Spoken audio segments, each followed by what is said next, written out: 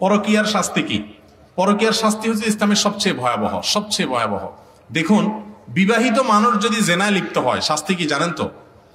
ইসলামে যত দণ্ডবিধি আছে, যত শাস্তি আছে, এর ভিতরে সবচেয়ে মর্মান্তিক, সবচেয়ে মর্মন্তুদ, সবচেয়ে ভয়াবহ শাস্তি হলো পরকীয়ায় লিপ্ত হলে, অর্থাৎ বিবাহিত নারী পুরুষ জেনায় লিপ্ত হলে পাথর মেরে নির্মম ভাবে মৃত্যুদণ্ড কার্যকর করার কথা শরীয়ত বলে। কেন?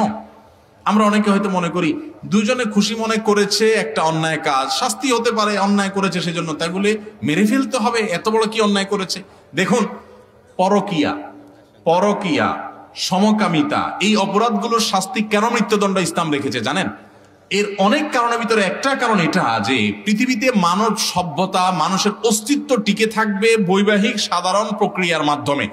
এই প্রক্রিয়া থেকে মানুষ যদি সরে যায়, অন্য প্রক্রিয়া যদি সমাজে আপনার বিস্তার লাভ করে, তখন মানব সভ্যতা হুমকির মধ্যে পড়বে। আমি একটা কথা বিভিন্ন জায়গায় ইদানিং বলছি, পৃথিবীর যে সমস্ত দেশগুলোতে পরকীয়াকে এলাও করে মানুষ, অর্থাৎ পরকীয়াকে কোনো দোষী কিছু মনে করে না, অথবা পরকীয়া সেখানে র্যান্ডমলি মানুষ করতে থাকে, সেরকম পশ্চিমা দেশগুলো, ইউরোপিয়ান দেশগুলো, উন্নত দেশগুলো, সেই সমস্ত দেশগুলোতে মানুষের জন্মের হার কমতে কমতে এমন একটা ভয়ঙ্কর পর্যায়ে পৌঁছাইছে, এমন একটা পর্যায়ে চলে গেছে যে সেখানে এখন মানুষের শিশুর জন্মের হার আগের মতো নয়, শিশুর জন্মের হার ভয়াবহ কমে গেছে। কারণ ওই যে মানুষ বিবাহ করার প্রয়োজন মনে করে না, বিবাহ করলে বাচ্চা নিতে চায় না, আমার দেশে আস্তে আস্তে সেদিক চলে যাচ্ছে।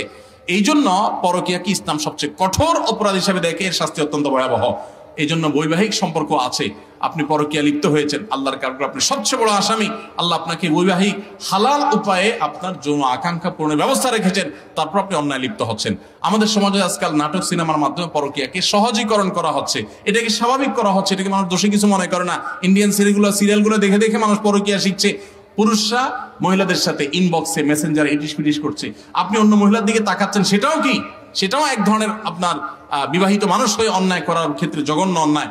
আবার মহিলা মানুষ তিনি একই কাজ হয়তো করছেন গোপনে, প্রকাশ্যে, বিভিন্ন ভাবে। আল্লাহ তো আমাদের সবাইকে গুনাহ থেকে বেঁচে থাকার তৌফিক দান করুন।